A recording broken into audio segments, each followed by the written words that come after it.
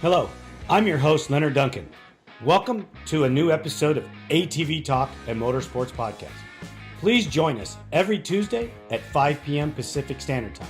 We bring you interviews with industry professionals, live events, live news about the motorsports industry in every episode.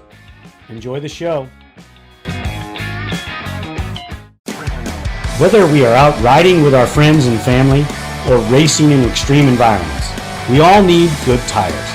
That's why I recommend GBC Power Sports Tires, a division of Greenball Corp. Their products, which include XC Master, Mini Master, and Groundbuster 3, are what leading professionals in the ATV-UTV industry are using. You can get your tires at greenballtires.com or find them on Instagram as GBC Tires for further inquiries. Leon Spinden, how are you, buddy? Thanks for coming on ATV Leonard, Talk. thanks for having me, Leonard. I'm doing great. How about yourself? Well, other than me taking too long to have you on, which I apologize for, we started this process a year ago. Yes, we did. Yeah. So I apologize. You know, it was right after you got engaged. Yeah, exactly. Yep. I messaged you a couple times before that, and then right after that is when we really talked. Yep.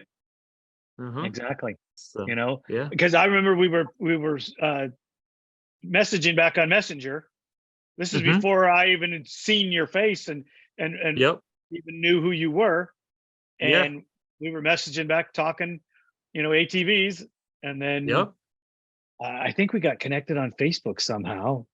And yeah, just being an ATV fanboy, I had to reach out as soon as I heard my first episode of ATV Talk. I had to contact you and say, this is what we've been waiting for on the ATV podcast. Someone that wants to talk to the legends and some of the people that made this sport what it is. Well, I went to that Legends reunion when you guys were in Gatorback, and got some cool stuff coming. That's good. Got some cool stuff coming. To seeing it. Yeah, it's probably a month or so out, but yeah, it's all coming. We have some other stuff off the books that we're going to do that's different, that everybody's going to like. You'll like this. We have some other variations of JJ and Max coming, some stuff that we were working on that were addition to the 4130 video that you can catch on YouTube. Yep. So yeah, we have some other stuff with that, some teaser videos. Absolutely. So that's looking forward to seeing that. Well, yeah, that's going to be big. I mean, you're directly tied to that. Exactly. Little biased on that part. Yeah, I understand why. Yeah. We're kind of tied to it too, being that it's the first company that's taken a chance on ATV Talk to promote them. Absolutely. Like I was talking to Jeremy, we don't know how to track it. Right.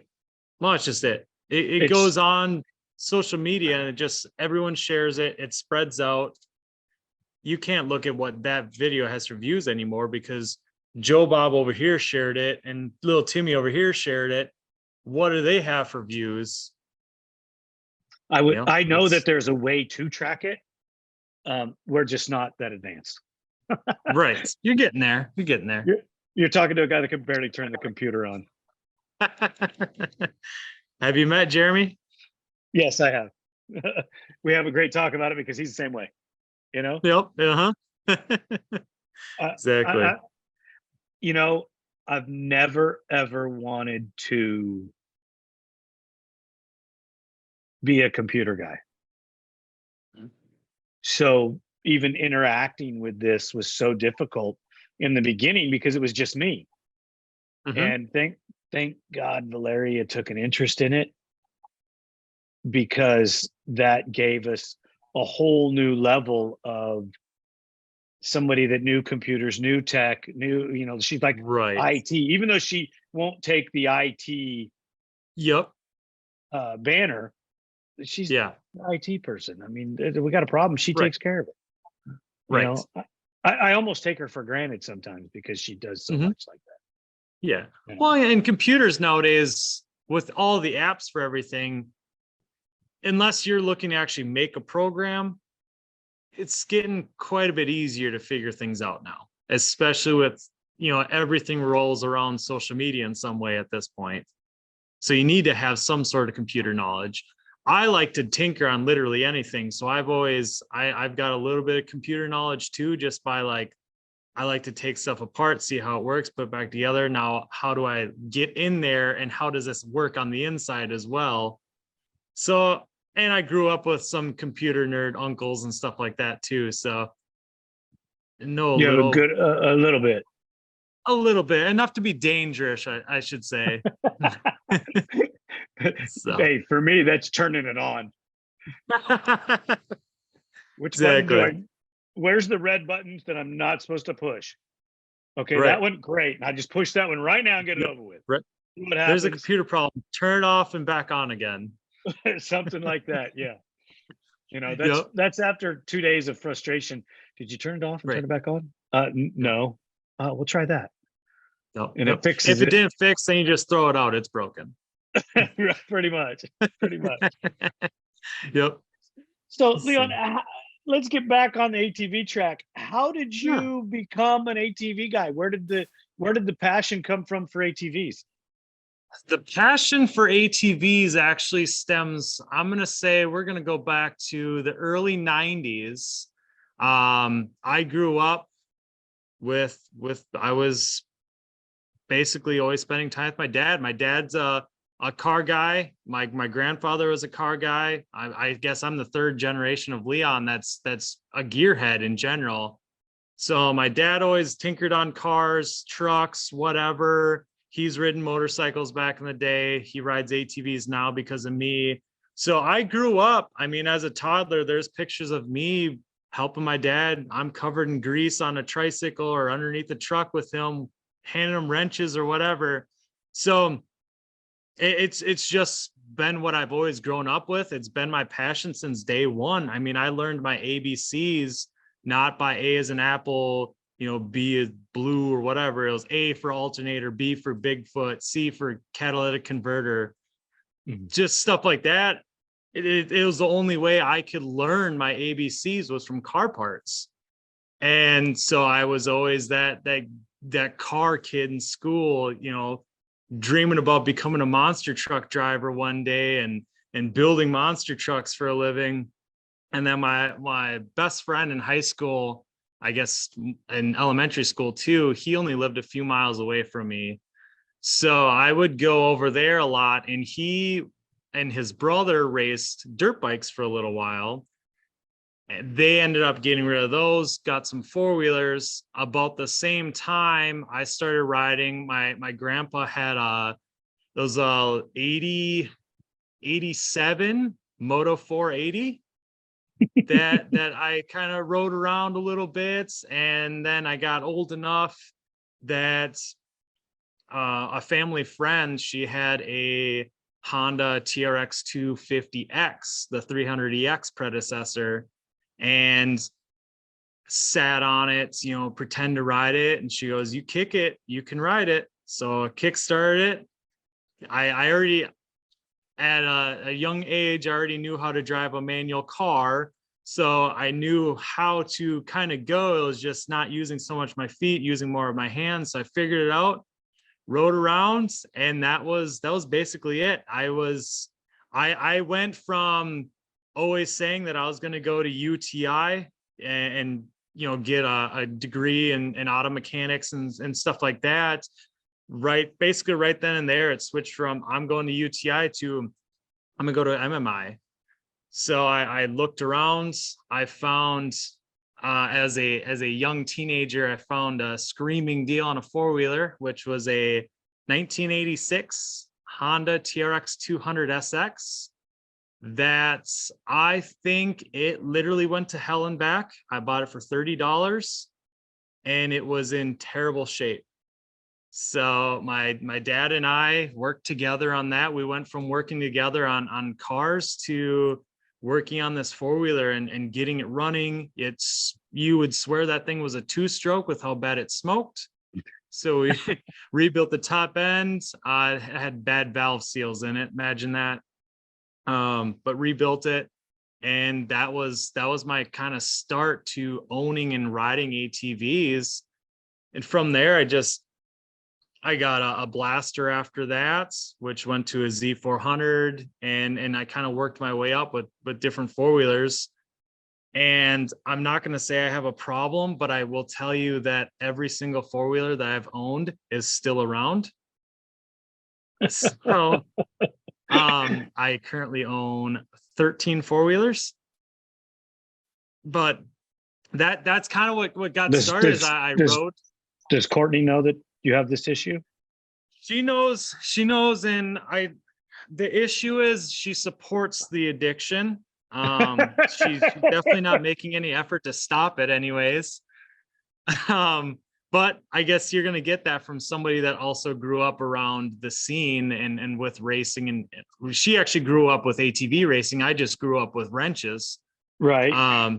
So yeah, so that got me, riding. And of course, with owning an ATV, you need to keep it running. In my case, it was, let's make this thing actually worth a crap.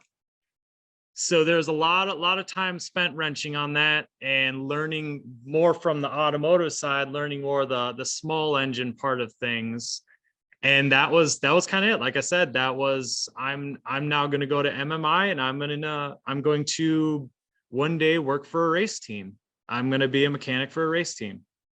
So rode four-wheelers all through high school. I worked at a neighbor's farm milking cows to make money to put into my four-wheelers up until I graduated high school, moved to Phoenix, Arizona, went to MMI, graduated from MMI, came back home. And that's when obviously I graduated high school in 2009. So kind of right when the economy tanked, and went to MMI, got back. I graduated, it was late 2010. I worked my butt off, double classed, so I could get out of there and get into the industry right away. Not much in Minnesota and Wisconsin, not many dealerships are hiring in the middle of winter.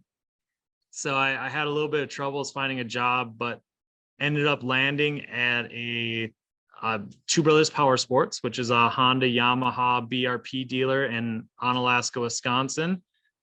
They took a chance, hired me into their parts department, and I worked there for about 4 years. And one of my customers that I dealt with was Root River Racing. So I got to meet all of those guys, sold them parts, dealt with them quite a bit. And then me being someone that rode four-wheelers, I started hanging out with them a little bit more, go riding with them. And I would actually, on my days off, go over there and kind of help them out as they needed. And one day I get a text from Rich Gillette that says, "When are you going to work for me full time?" So I sat down with him. A few weeks later, I'm a mechanic for Root River Racing and headed to Muddy Creek in 2014. So that's kind of how I ended up in the ATV motocross world. Entangled in all of it was just working and getting good contacts and kind of showing what I can do to where, somebody was willing to take a chance and bring me onto their team. Well, you must have done something right to catch his eye as far as some of your attention to detail. And I don't want to take anything away from your schooling, but you're the first person that I've dealt with that came from there, that I've dealt with. I'm not saying that there's not good people that have come from there. Yeah. Yep. That didn't regress.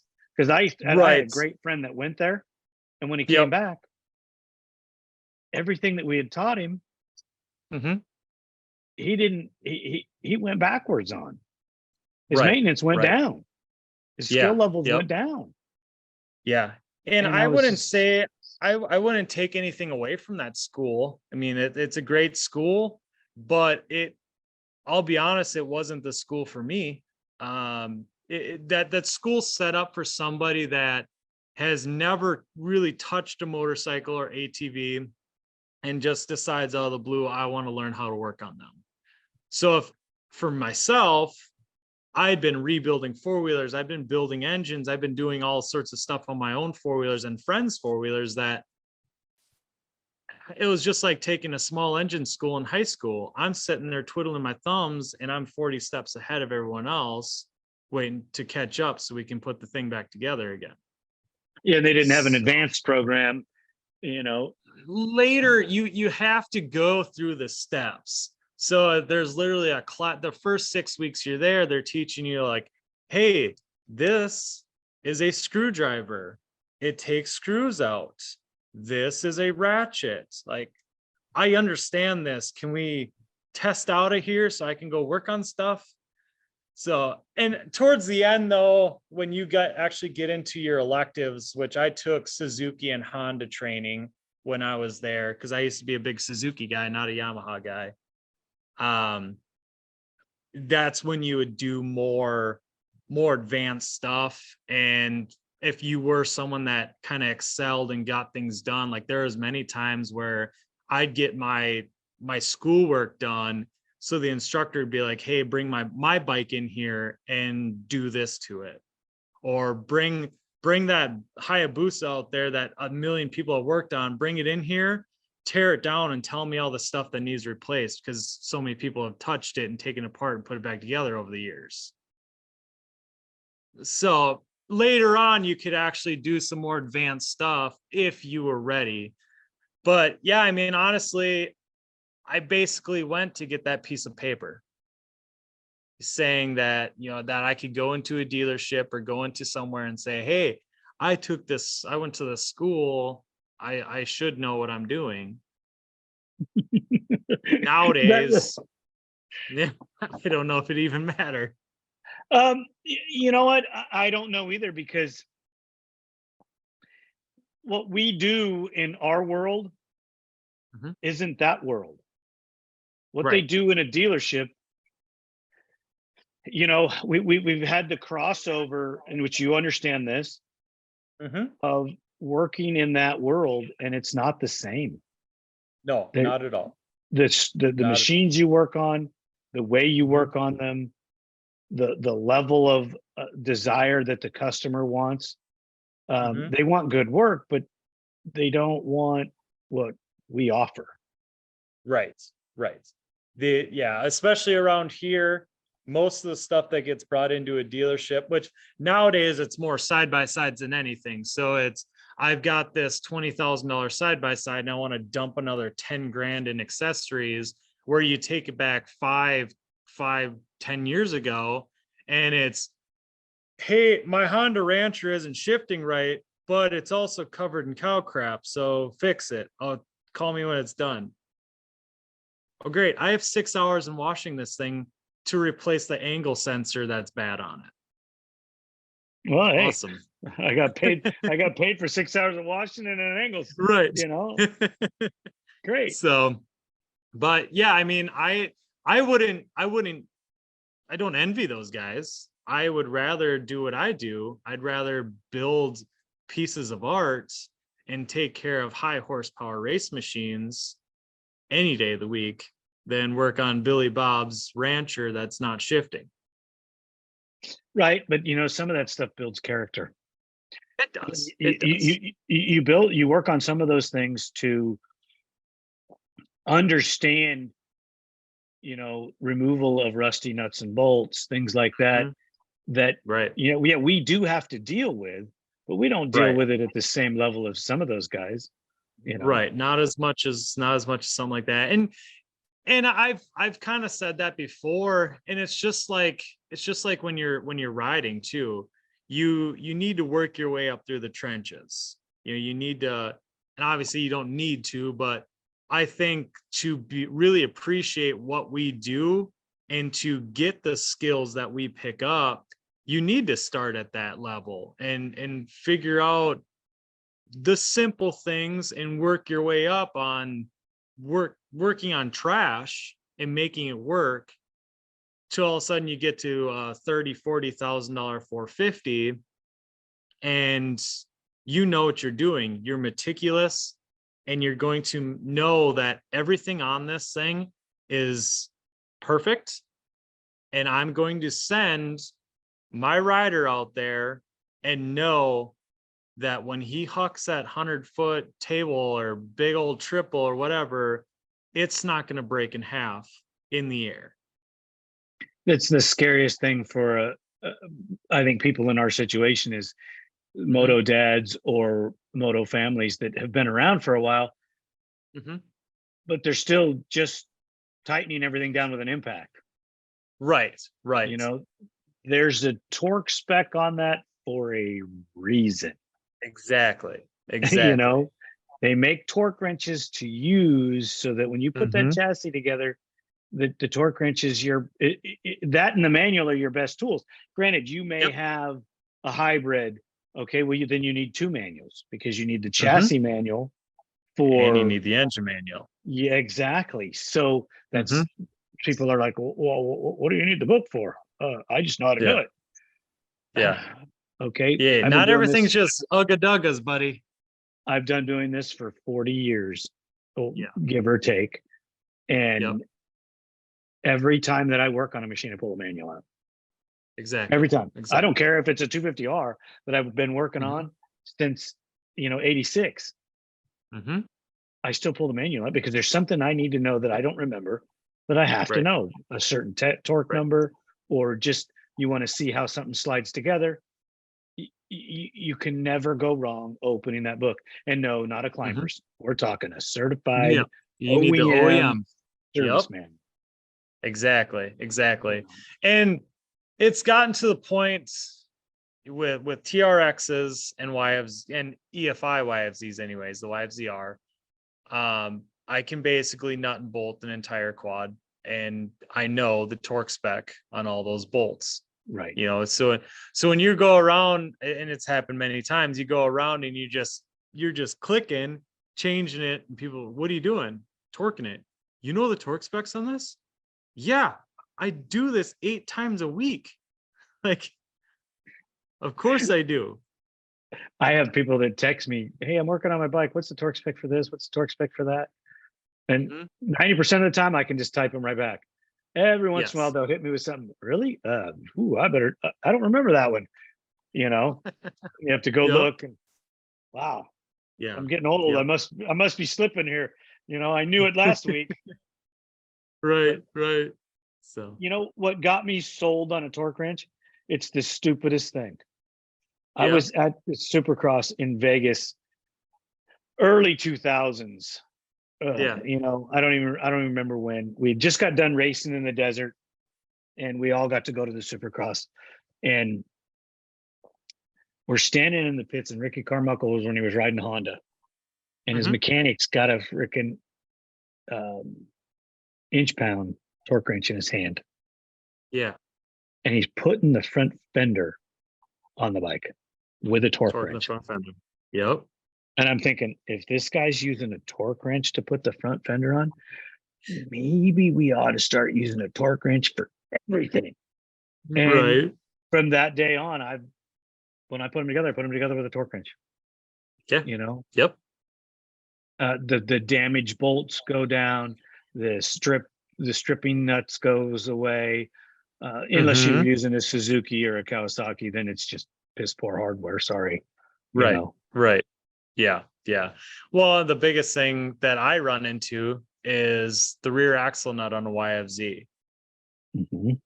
Everybody that I ask, how do you torque that nut? Oh, I just use a crescent wrench. You know that the torque spec on that is 181 foot-pounds, right? Yeah, you never gonna get it tight enough. Never getting out the torque wrench. There's a special wrench for it for a reason. And when you do it that way, you don't need to wrap your nut in electrical tape every weekend. Right. Once a day, at the end of the day, check it. Once you get it, settled, the first couple rides, it'll kind of loosen up as everything's kind of settling in. But most of the time, when I check these bikes, if it needs anything, it's barely anything. Most of the time, it doesn't need anything. You know that you can't get the factory grease and the factory Loctite here? You can't even order it. Yeah. You look in the manual, you can order 99% of this shit. You can't order that. You can't get the same grease. and you can't get the same Loctite for whatever reason. And the Loctite's not that it just doesn't come loose. Once you torque it, it just doesn't come loose. Right. And you take that stuff apart 30 years later, and the grease is still there. Right. Right. Well, that was a joke we always had at Root River too, is you take a brand new TRX 450 out of the crate to strip that thing down. It takes everything it has in you to get those axle nuts loose. So we'd always joke that they hired Godzilla to tighten their axle nuts. They had to have. Oh, You know? those things are terrible. Yeah, but I haven't found a cheater bar long enough yet to get them tight enough to never come loose again, because it just ain't made. And that green Loctite, you know, sourced it. And if somebody has it, hey dude, send me the number or send me a bottle, and you know, I'll freaking send you a t-shirt or something, because Jesus. Yeah. It's just like I took something apart off of an old Honda. Yep. I think an 87 TRX 250R, and it still had the factory grease in it. Yeah. And I'm just like, gosh, why can't I not get my hands on this stuff? Right. You go two races with these things, and where'd that grease go? You got to check it every weekend just so you know it's there. And totally, pump it back. Because yeah. Well, I don't pump anything back, but we're from the school of take it apart, re-grease it, put it back together. Well, that's why because some people freaking just use Zerk fittings, and we never use Zerk fittings ever. I mean, I hate those I hate the carriers that come with a Zerk fitting on. Well, I always like that have a sealed ball bearing, but a grease Zerk in them. Then you're like, what are you? That doesn't make any sense. Right. They was really nice though on the RPMs with the tapered bearings. That grease fitting fit. But you can't fill that bearing with that grease fitting. Do you remember first? Yeah, you have to pack it, and then that's it. Yeah. It's good for maintenance. But do you remember which version tapered bearing are you talking about? Are you talking about the big taper bearing or the little taper bearing? The big one. The big one is the best one. Yes. Because that bearing would go. I'll tell you a little story about that. Yeah. RPM is what we got all of our axles through and all of our carriers through for years and years. And we had some TRX 450 of the big bearing stuff. Okay. And I shit you not, the practice bike had been ridden down the beach. Just they were rusty. There was no grease left in them. But this is how good the taper bearing stuff was. Is we had to change the rear section in the Baja 500 to finish. Yeah. So we pull the swing arm pivot bolt, the linkage bolt, and the top shock bolt. You know, took the caliper off and put the practice setup on there. Well, when I got it home after freaking 600 miles, there was just rust in there, but they still freaking worked.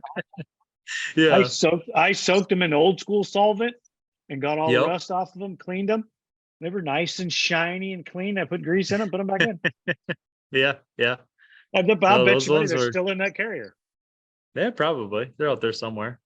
Oh, dude, those things were so awesome. And now they have this little bitty tiny bearing in there that if you get one off-road race out of it, you're lucky. Right. I don't know how it does in the motocross, but about the same. I mean, you're constantly replacing them or at least checking them.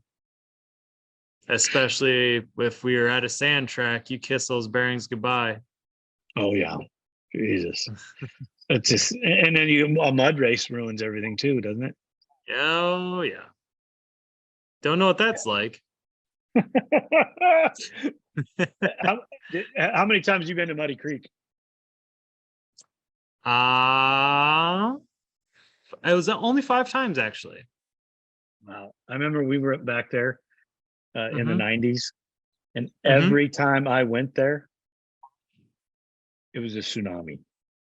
At least one day. It's usually always it seems like a lot of those southern tracks, you get 1 day guaranteed that it's going to be just terrible.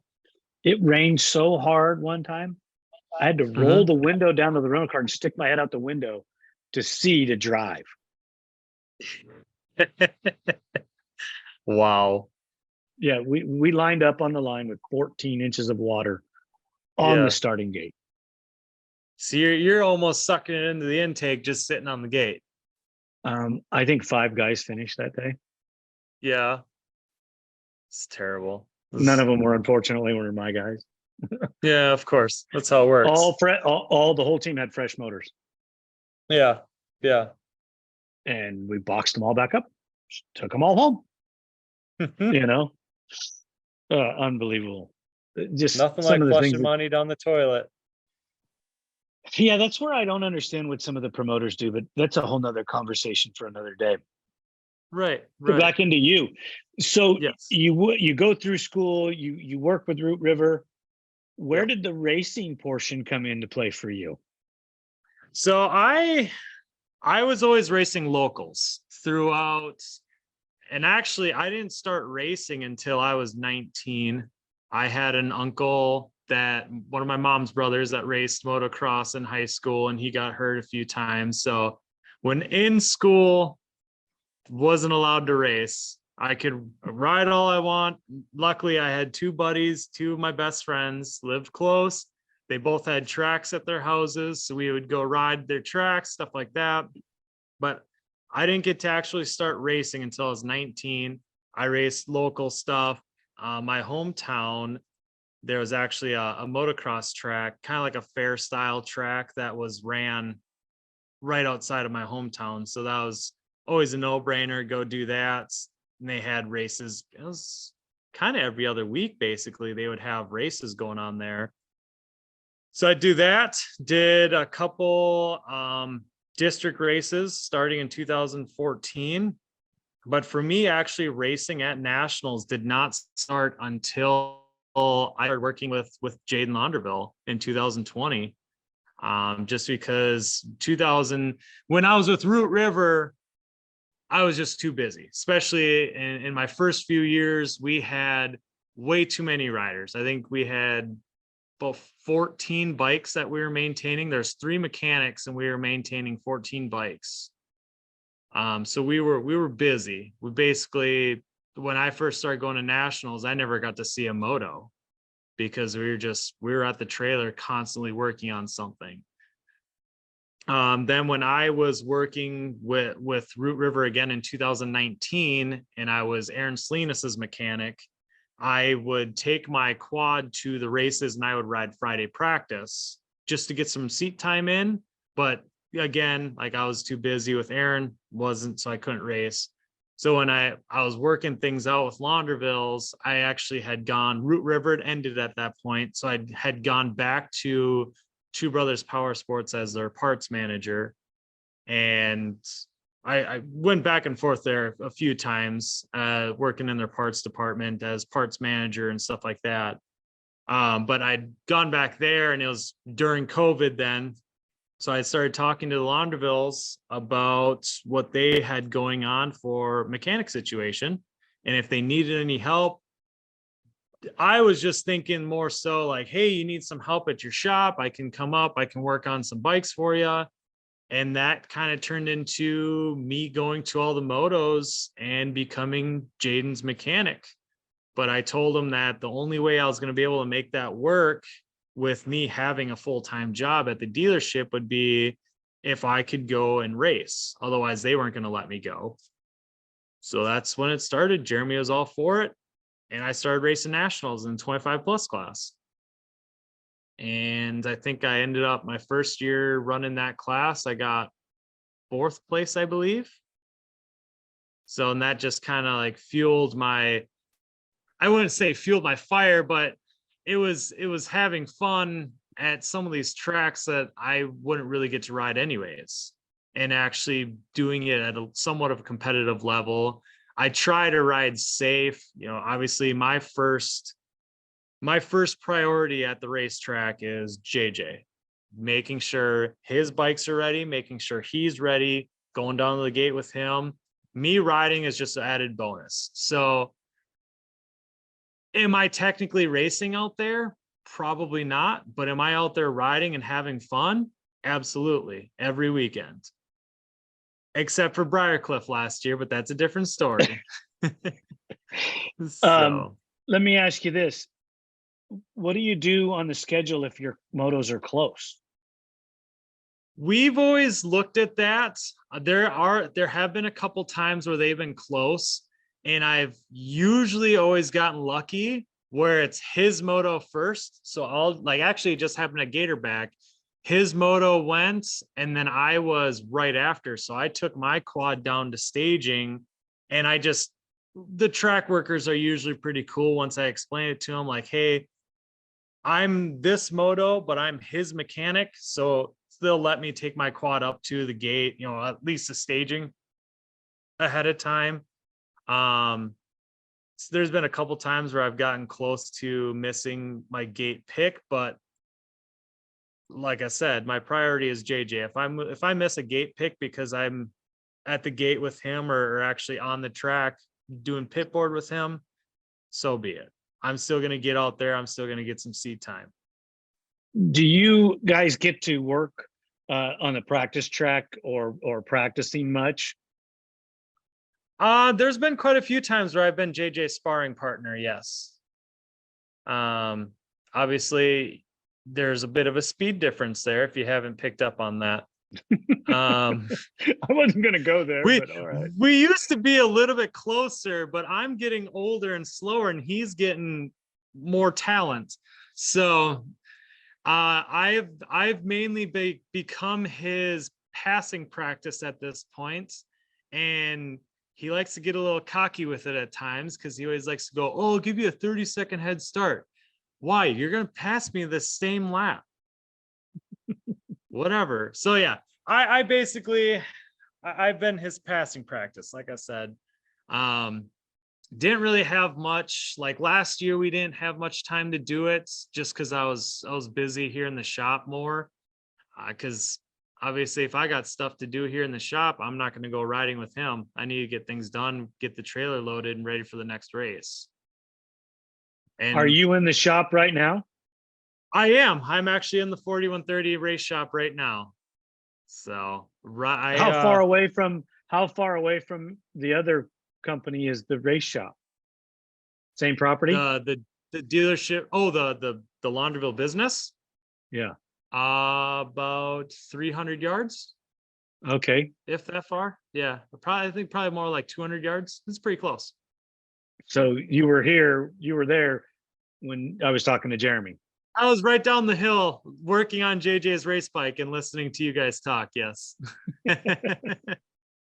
So when you guys were talking about the bike, I was literally fixing his damage from last weekend.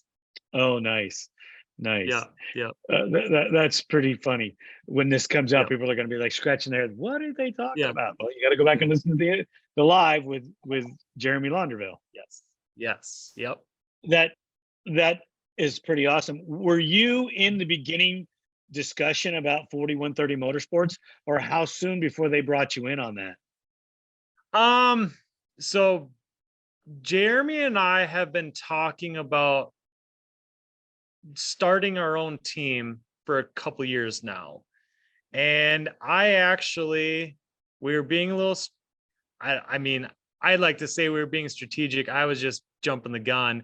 I ran the 4130 Motorsports logo on my quad last year, just to kind of reintroduce the name. Nobody's looking at me anyways, but kind of reintroduce the name onto the scene anyways, and get things ready. So if we did pull the trigger and decide, okay, let's go off on our own, we already had the name out there and ready to go. And obviously you heard the story of where 4130 actually came from. Yep. And we had many discussions about it, but we all just decided like it's already exists and it rolls off the tongue pretty easily. And it looks good, I think. I think it's great. Jeremy and I had a lot of conversations about that, and Jeremy and I talked one night about it, and I was actually on my way home that night, and I decided, you know what, I'm going to see what Max is doing next year. So I called Max a few hours later, because I know you've talked to Max too. It's not a quick conversation. Nope, not at all. Neither So one it of you was, are. yeah, Max and I are terrible together. So I think it was like a 3-hour conversation, just going over everything. And then I kind of explained to him, this is what we're thinking of doing. Wonder if you have any interest. And that was kind of getting the ball rolling. And from there, we had a few meetings, and boom, here we are. 4130 Motorsports coming in Pretty hot. awesome. Pretty awesome stuff. Yes. I was, Yep. I enjoy some of the conversations that I have with Max and you. And Yeah. when I was taping his episode, it was still on the hush down low. Yes. Yep. And then the conversation started about a promotional video, and he went to Jeremy and talked to Jeremy about it. And the next thing I know, we're buying the plane tickets and flying to Texas. And I'm like, holy crap. You know? Yeah. No, it was good. I feel pretty honored that you guys took a chance on us promoting you. Yeah. Yeah. Well, I mean, obviously that the whole idea was really good for getting the name out there right away. There's no such thing as bad publicity, right? But getting a video out there and throwing it out in everyone's faces like that was awesome. And you approached us with the idea. How do you say no to something like that? We're a new team. Obviously, you know all of us, but to a lot of people that don't know the inner workings of this series, they don't know who I am. A lot of people, I guess, know who JJ is at this point and Max, but not too many people know who Jeremy or myself are. You do. And you know that when we put, we're passionate into this. Like, this is my career that I made out of my hobby. And I love doing it every day. When I'm not working for Jeremy and JJ, I'm working on either, like, usually one of my own 4-wheelers. I'm here a lot. So, this brother, is... I'm a 7-day-a-week guy. I get it. I'm not quite 7 days a week. I need time for my family too. But yeah, I'm usually here from 7 in the morning until about 11 or 12 at night, working on stuff. That's fixing to change. You know that. Yeah, I know. So, when I was the last couple of years that I traveled and was a team mechanic or building the bikes and taking them and stuff, my wife had no issue. None. You're out there till 4 a.m. She knows where I'm at. I come crawling to bed, in a couple hours, the alarm would get off, and I'd get up and she goes, "What are you doing?" I go, "I didn't finish. I got to go finish." And she'd shake her head, okay. And when I loaded up on a Wednesday night or a Thursday and was, leaving in a couple hours, and I'd come in and kiss her as she went to bed. And she goes, "When are you going to sleep?" And I go, "I'm not exactly sure. Sometime this weekend, I'll get some rest." And it sounds like a lot of conversations with Courtney and I. When are you going to sleep? I don't know yet. When I'm dead. We haven't worked that portion out in the schedule. Right. Yep. No, and I have to admit, I've got real lucky with who I ended up in life. And obviously, the person who I'm marrying here in less than a month is she grew up around this. My future father-in-law raced ATV nationals on a Lager Banshee, and she grew up going to the nationals on the weekends. That was her thing. And so she's into it. She enjoys it. My soon-to-be sister-in-law, Taylor, she runs Teammate Photography. So she loves coming to the track and taking pictures. She's pretty good at it too. And now I've got a son, Colton, who, especially after this last weekend, taking him to an indoor track, like he's loving it too. So I got real lucky with finding a family that is into this as well. It's all about passion. I don't think the Mm-hmm. ATV industry has gotten where it is because people were wanting to make money. People did it Mm-hmm. because it was a passion, and Yeah. some of the people made money because they made money. Right. And it's most people think that they're going to make money on the rider end of things, where yourself, me, we figured out how to actually make money doing this. And it's You make money? not, I do make some money. Yep. I'm making enough to You're gonna pay have for a wedding anyways. well, dude, you're doing better than I. Well, I take that back. That's how I paid for my wedding too.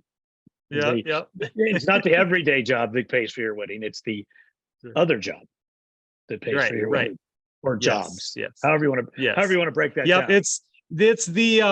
It's the after 5:30, 6-ish jobs that are paying for the wedding. But Yep.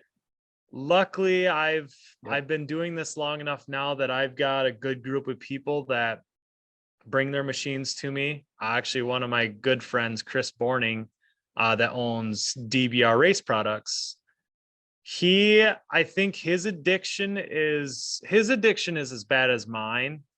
But I've got a Cannondale here that I rebuilt from the ground up for him. It's a Cannondale 440 that has a Lager T-pin front end on it.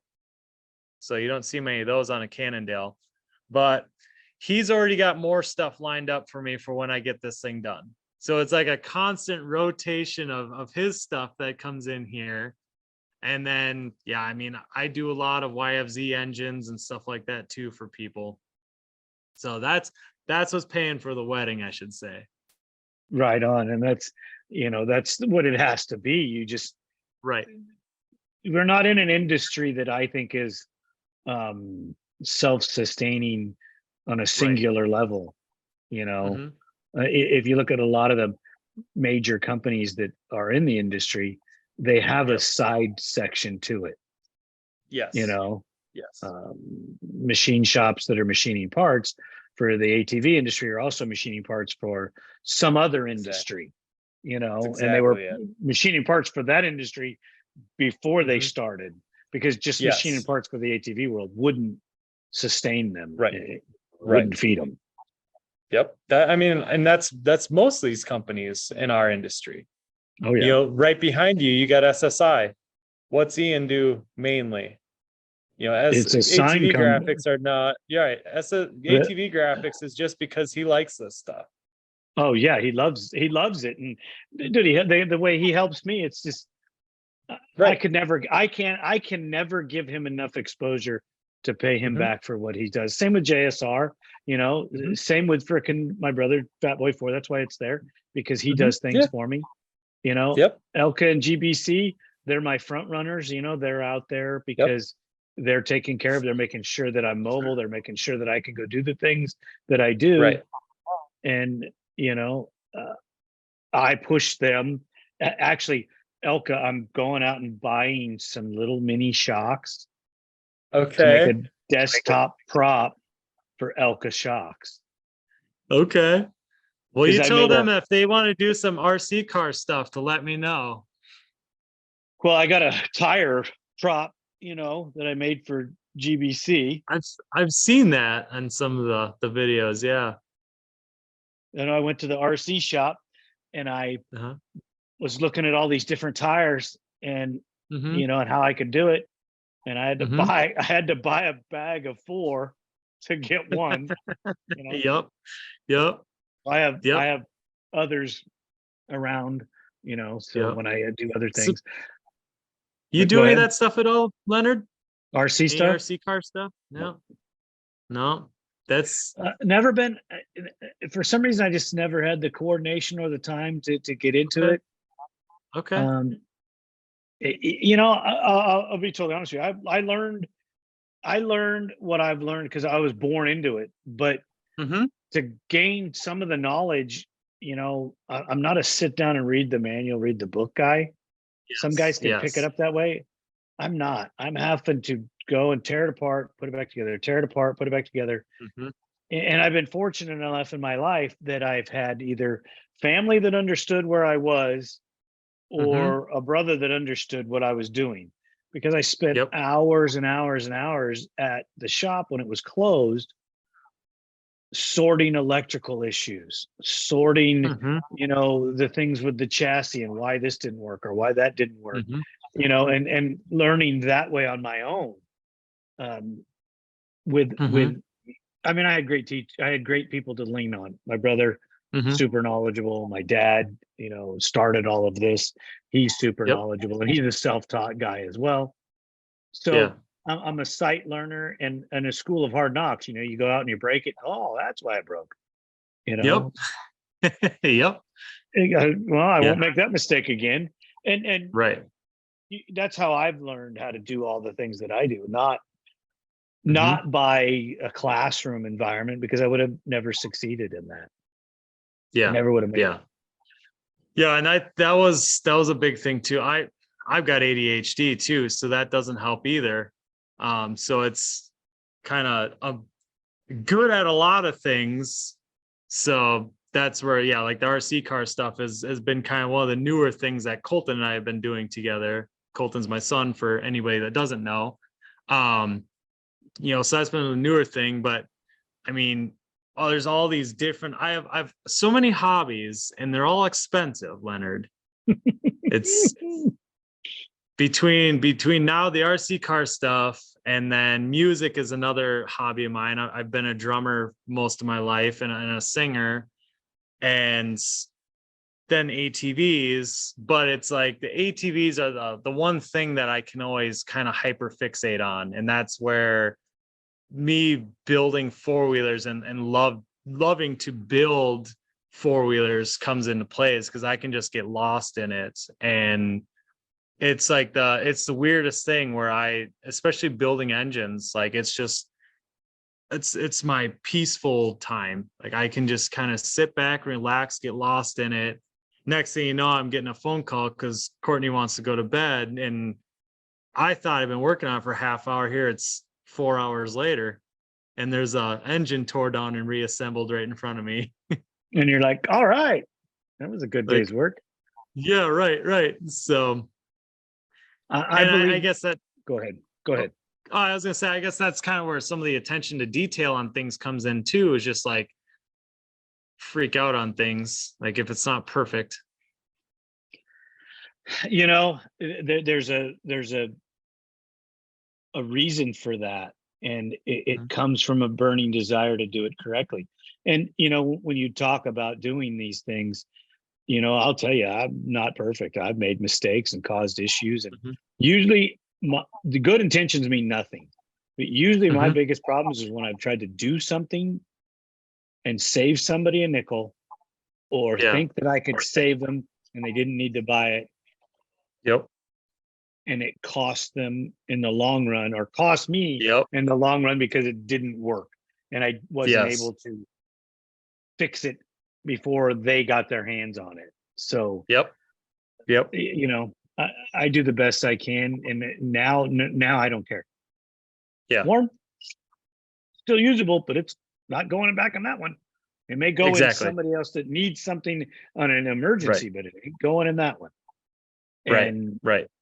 I don't care anymore. You know, it cost you Yep. freaking $25 plus. Mm-hmm. I'm sorry. That's what it costs. It needs new. Worn out. Yep. Sorry. Exactly. That's what my favorite on those is, like when someone has a transmission problem, and so what do you think it's going to cost?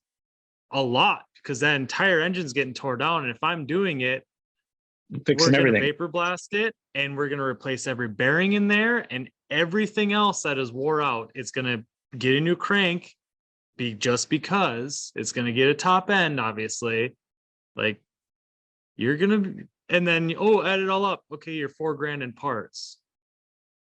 Sorry, that's what they cost. Yeah, don't be mad at me. Or here's the Yeah. list. Go buy them. Right. Maybe you shouldn't shift like a wiener. Use the clutch, buddy. Exactly. Change the oil. Yeah. Yeah. Well, the It's one thing manual I says loved I about don't the have to. Hondas too. I love the guy that comes to me and goes, well, I change it, twice a season, like the manual says. And I Yeah. go, Right. you're supposed to change the oil. This is the portion I love. Okay, that is a single cylinder IndyCar engine. Yeah. Okay, and I just say, would you drive your IndyCar on bad gas? Yeah. No. Would you drive your IndyCar on a dirty air filter? No. Would you drive your IndyCar on old oil? No. And I go, then why are you doing that to your ATV? Right. Right. This isn't a 400EX that could run on the original oil for 30 years. Right. I'm not saying to do it on that machine either, but right. I don't want to hear what someone blows their 400EX in 30 years because they never changed the oil. Well, there's just so many people that just think that, you just don't have to do that. Hey, how do you Yeah. think of all those UTV customers that are going to be bringing those UTVs back? Oh, I change the oil every 6 months, like the manual tells me to, whether I need it or not. Yep. Well, you needed it a long time ago. Exactly. Yeah, it's the cost of an oil filter and 2 to 3 quarts of oil in the sport quads. It's a hell of a lot cheaper than rebuilding that entire engine. A lot, yeah. I mean, air filters. Clean your air filter. Right. Clean it correctly, first off. Right. Then oil it correctly, and then don't leave it on there for 17 years. Right. Don't get me wrong, I will fix it either way. Right. But let's on your wallet, let's be a little smarter here. Oh, I just tell them this way. I says, you don't want to do these things? Great, no problem. I'll see you in a few months, and I'll be getting another engine rebuild out of it. And the guy's like, whoa, what? And I go, yeah. I'm just giving you the rules. Right. I didn't make them up. I didn't start them. I'm just the guy that's going to bring this to your attention. Right, you choose to do whatever you want to do. Right. It all boils down to one thing though. And that is that I can explain it to you, Leonard, but I can't understand it for you. That seems to be what we run into a lot in this industry. I've never heard it put that way. That's freaking awesome. Hey, I can lead the horse to water, but I can't make it drink. Exactly. I can buy you books, but all you're going to do is eat the covers. Yep. Right. I mean, yeah. There's so many of those one-liners. It's unbelievable. Yeah. So, but we could talk all night, and I know that back there it's a couple hours later, and you probably still have work to do. Leon, I want to thank you so much, and I want to invite you back as well because the conversation didn't go where it's supposed to go, based on the fact that when we get talking, we both have focusing issues. ATV talk, right? We're talking about ATVs here, right? And it just goes, right. It's like when you walk in the shop and there's 15 jobs to work on, and you work on all 15 of them in one day, and none of them are done. Yep. And one of the customers is on his way. Yep. And that's the one that you just started on. Yeah, exactly. Yep. So, but yeah, right, no, I appreciate you having me on, and absolutely anytime. You sent me some information a while back. Yes. Some photos and some information. Yes. If you have any updated information on that, I would appreciate it. I will. Yeah, I'll go back to that email. I'm sure there's some stuff that's updated. I know I was engaged at that point, but we weren't down to the, counting down here. I know. So, I know. But yeah, I'm sure I could get you some updated photos and stuff too. Please do. That would be great. Yeah. It will probably I'll text you that information. Okay. Absolutely. How this is Absolutely. all going to break down. Okay. I have Yep. a tentative idea on the date, but I don't want to say anything because we have a live Instagram the Wednesday after your episode drops on Tuesday, and then your YouTube portion will come on the Friday. Yep. I've explained this to you in person, but it's a 7-day promotion of you. Okay. You know, it starts on Sunday, ends on Saturday, and it's all about you. Your Thursday, your written information that you give me will go with the photos on a carousel that drops on Thursday. She'll use some of those photos in your YouTube episode.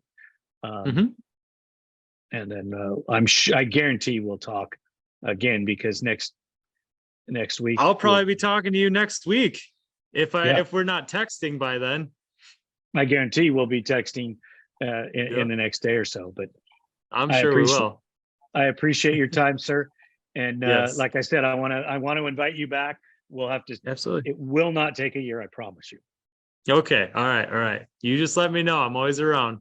Well, I can always talk ATVs. I still want to holding out for that possible Instagram live with you and Courtney. If you want to do it, we can do it. Just know that I can't promise anything on the background if we do it right before the wedding. You can't promise anything on the background. I can't promise what's going to be going on in the background. I don't care about that.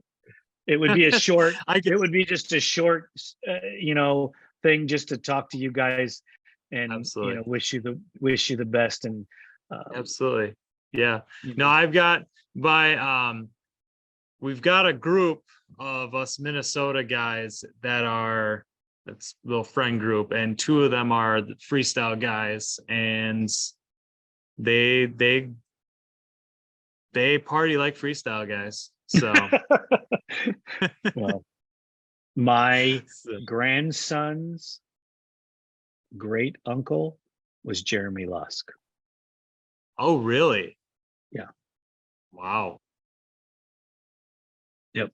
That's pretty cool. Yeah. I actually, when Ethan was born, I got to have a conversation with him. Yeah. And then I went to Dakar and he went to Costa Rica. Yeah. Yeah. It was a bummer deal. I was looking forward to the conversation when I got back, and unfortunately we didn't get to have it. Right. Yeah. That would have been, he was impressive. That would have been one cool guy to know. That's for sure. Even just to have a conversation with. I was, just the small amount that I got to know him, he was a pretty good dude, Yeah. Yeah. Absolutely. Yeah. There's a lot of good people you meet in this industry, though. I mean, there's I'm sure I can't even name any names, but I'm sure there's a small sour patch out there. But I mean, you can always count on meeting someone new that's going to be a lifelong friend at the motocross track. Yeah, and just an ATV event in general. Exactly, and the people that I've met through the years are pretty amazing.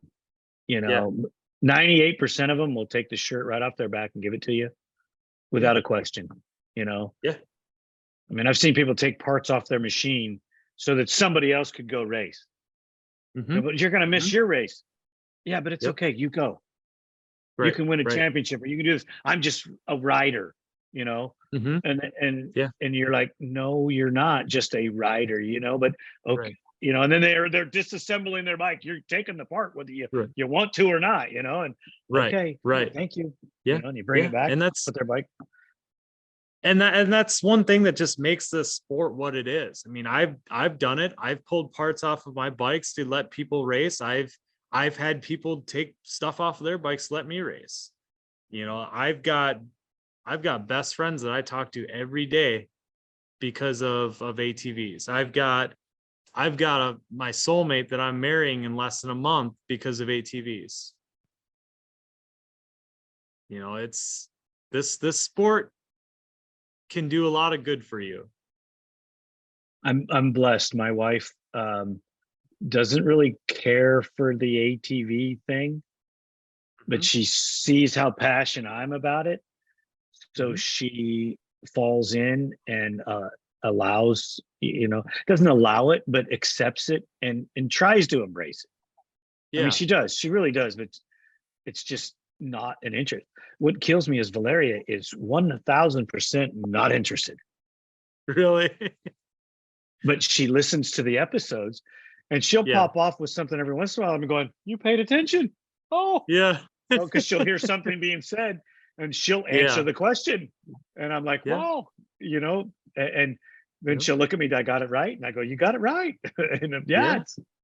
Yeah. so Yeah. she enjoys the live things way better Mhm. than the monotonous of the sitting down in the conversation. But we have some Okay. new segments that we're going to try. Yeah. I think that everybody's going to really enjoy them, you know, Absolutely. and it's going to get her involved, and it's going to get my son Danny involved. Um, Hmm. so I think everybody's going to get to listen to Danny and I fight, and argue about who's better and who does this and who does that. Hey, there you But, go. There you go. well, So, brother, but again, I really appreciate the conversation. yeah, It's always a pleasure to absolutely. talk to you. Absolutely. You need to make sure that JJ's bike's ready. He's got to make up some points in the pro sport. Yep. Yep. Pro sport bike is what's on the lift now. So the little damage control, regroup, and yeah, I'll make sure I got the bike ready. Next thing's just going to be making sure on the gate he's ready as well. We'll get there as well. Focus that mind. Focus that mind. Absolutely. Absolutely. I've got my techniques. I've worked with enough younger guys to figure out how to get them in the zone on the gate. And it's not what you think. Well, most people don't realize this. I'm texting him before every race Yeah. Yeah. because the conversations we had, Mhm. in Texas, Yep. we have, various Mhm. mind conversations that I have with him, and and, Mhm. and he's super into it and listens. And I Mhm. was just telling Jeremy, he's not like other young people.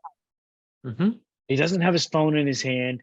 He looks you in the Right. eye and he listens to what you say, and he can almost repeat back to you what you said. Mhm. And then in practice, you listen to him talk, or you know, Florida, Daytona, Yeah. perfect example of him focusing his mind and making it happen. And what conversations did we have with him in Texas All about about focusing in mind. right? And you don't need to win on the first lap. Yep. And and He and from played what the you long told me, game. yeah, from Mhm. what you told me, he didn't. He just freaking picked his way through and Yep. and and wore him down. Yep. Yep. It'd be nice if we could get a good start at some point, but if he keeps doing this picking off during the moto thing, if it's gonna keep working, it is what it is. But a whole shot would be nice at some point, You know what? Why you got to mess with success? right? Other If it than ain't that broke, one don't first turn, fix it, I guess. what's the problem? Yeah, yeah, yeah. Just And keep that one just was just the track was a little more slick than I think he thought it was. And actually I've got the video on my phone. His rear end just slid out a little bit, smacked into Music's front tire, which spun him the other way and it caught. yeah, Nobody's fault. It just racing he incident. got the wrong hand. Hmm. Yep. And it's going to happen to all. It happens to all of us eventually. Absolutely. Absolutely. Yeah, it's like everyone says, it's not if you crash, it's when. And it doesn't matter how cautious you are and how safe you are out there, it's gonna happen at some point. Extreme sports are extreme sports. There's nothing you're going to do about it. You're not going to change that. Exactly. Exactly. I got lucky and I didn't get hurt until I was 31, but it's gonna happen at some point. I didn't have a serious injury until I was 39, 38. I would have been better if I could have gotten that far. Um, it 2004, I was riding a monster, the heaviest sport quad ever made, the KFX 700 V twin. Oh boy. And we were in Idaho, Mhm. and the line was on the left, and I thought I saw something on the right on this uphill. Yeah. I did all Yeah. right, and it threw me on the ground, and I was in the lead. Believe it or Mhm. not, I was beating the 450s, and I was in the Mhm. lead, and threw me on the ground, and that's how I hurt my shoulder. I ended up Yeah. racing I ended up racing both my races the next day, and Okay. then Okay.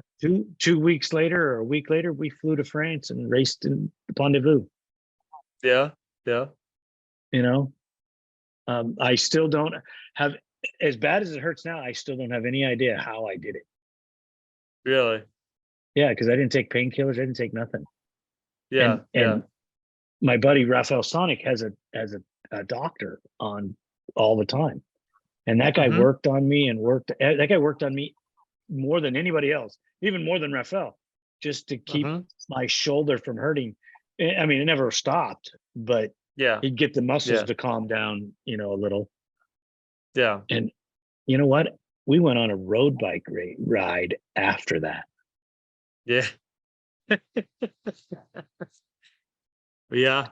Well, and it's amazing when you're in the moments, like when you look back at some of the stuff that you do and you're like, I really shouldn't have done that. Should I really have swapped a motor and then gone to a press conference while my liver is bleeding inside my body? Probably not. No, you shouldn't have. No, But but you I didn't still know. did it. But you I didn't. did. Did you know? I I've never really been badly hurt. I broke an arm when I was in second grade. That was the only other like bad injury I've ever had. So when that happened, I got up and I told Gloop came over and checked on me, and a few other people checked on me. I'm like, I knocked the wind out of myself. I'll be okay. Because it just felt like I knocked the wind out of myself really bad. So I sat there for a little bit. Then I rode back to the trailer and told everybody the same thing. I knocked the wind out of myself. I'll be okay. And that's when, all right, JJ's bike needs a motor swapped in it. Did that. And then we had to go and meet up with you and do that press conference. So I took a shower, got ready. And then it was when we were waiting for that everything finally like sunk. And I'm like, something's wrong. I couldn't get comfortable. I mean, that was a really nice facility that we were at, and I'm like laying on the floor trying to not be in agonizing pain and trying to get comfortable and looking like a fool. And Didn't you spend the night I in the did spend the hospital? night in the hospital. Yep. Yeah. Yeah, because we got back to the track, and so then Courtney and I were talking, trying to figure out what to do. I was like, all right, well, I'll take a couple ibuprofen. We'll go talk to Jeremy and see what he thinks. I took the ibuprofen. I walked outside of my camper and I threw up. And so that's when it was not okay. Let's talk to Jeremy, as Courtney went and told Jeremy that she's taking me in. And I didn't even get told. So it was 5 hours after the crash that we finally went to the hospital. And then it was another 3 hours later. Nobody said anything to me. I didn't get any pain meds. I'm just sitting there in a hospital bed. And Courtney told me later, she goes, I could tell that you were in pain because you were being mean to people. So, but yeah, like and they didn't even tell me it's wrong then. They just came and said, yeah, we're waiting to hear back from a surgeon. About what? Oh yeah, you lacerated your liver. Oh, okay, well, we could start with that, Right. but Yeah. as soon Typical, as they right? finally, yeah, right. As soon as they figured out I didn't need surgery and I could have some pain meds, I felt amazing. I felt great. I bet you did. Yeah. Just keep those So pain meds away from me, because I don't ever want to feel that good. yeah, that's just it. I got I think they gave me 3 shots of morphine total. And then as soon as I got out discharged, right, let's see, Courtney and I got back to the track as the gate dropped on Pro Moto 2. So as soon as I got out of the hospital, came back to the track, got right back to work, I couldn't lift anything. And JJ was the number one guy that would yell at me if I tried to lift anything, but went right back to work, never took a pain med after that. That's the It way it's never hurt supposed to be again. done. So That's the way it's supposed to be done. right. So That's But- that's why we do what we do, because right. it's the painkiller is doing it. Right. It doesn't hurt while you're doing it. It may hurt when Right. you sit down. It may hurt when you're at freaking home, but it doesn't hurt It while hurts you're the doing day it. afterwards. Yeah. Right. Exactly. Right. You I get it. one, you have a really good day of riding. You wake up the next morning, you're kind of sore.